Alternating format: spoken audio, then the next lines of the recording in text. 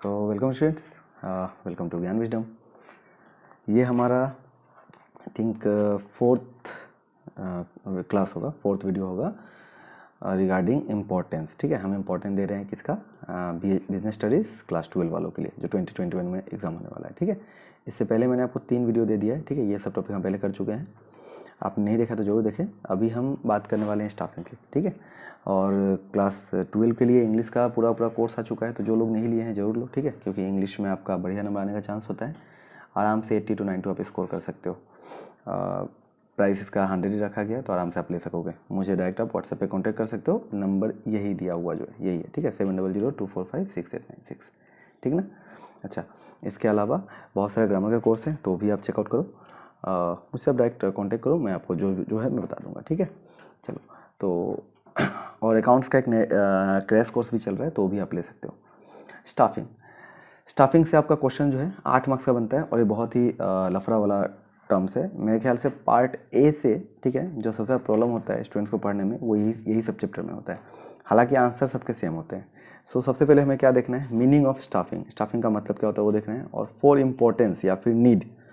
Exam में importance बोले या नीड बोले तो भी बात सेम होगा, या फिर इंपॉर्टेंस एंड नीड या नीड एंड इंपॉर्टेंस ऐसे बोले तो भी बात सेम ही होगा। आपको आंसर सेम देना है। ठीक है, मतलब सिर्फ इंपॉर्टेंस बोला तो भी वही आंसर, सिर्फ नीड बोला तो भी वही आंसर, दोनों को जोड़ के बोला तो भी वही आंसर। ठीक है, क्योंकि आपके सिलेबस के हिसाब से ये वाला टर्म यूज़ किया गया। Explain the steps involve in staffing, तो ये सब चैप्टर जब भी आएगा, प्लानिंग, ऑर्गेनाइजिंग, डायरेक्टिंग, स्टाफिंग, इन सभी में स्टेप्स आपसे पूछा जाता है। तो इसलिए आप इसको कम से कम मिनिमम 4 स्टेप पढ़ना, minimum.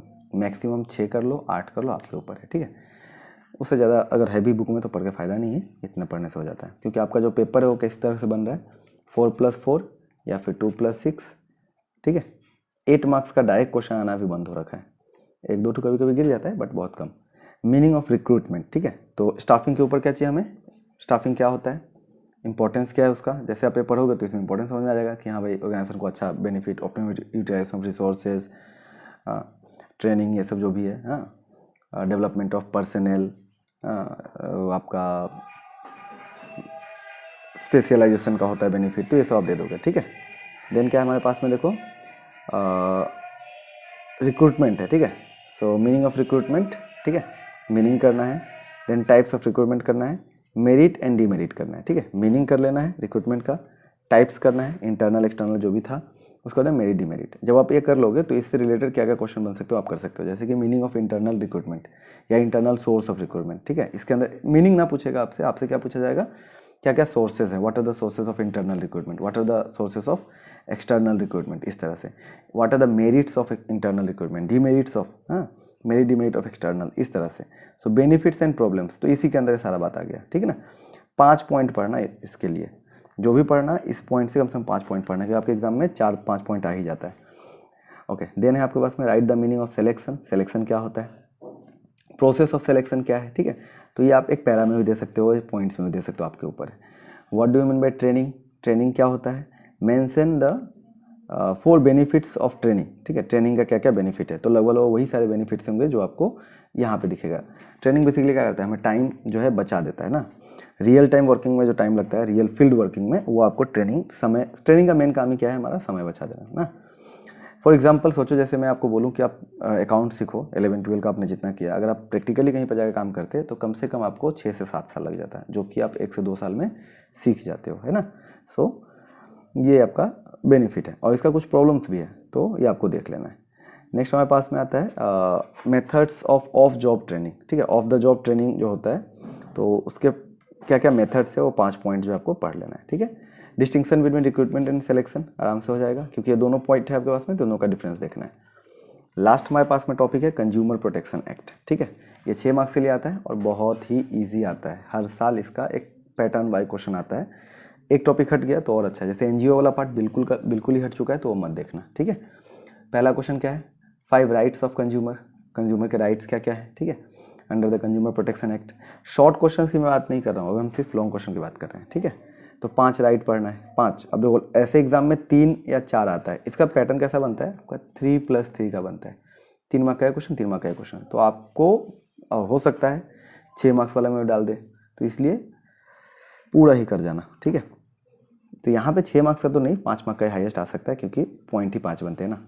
Okay, mention the importance of consumer protection act, क्या क्या इंपॉर्टेंस है, तो ऐसे आपको दे देगा 3 राइट्स एंड 3 इंपॉर्टेंस, इस तरह से, ठीक है। From the point of view of business and और बिजनेसमैन्स पॉइंट ऑफ व्यू, तो बात सेम ही है, ठीक है।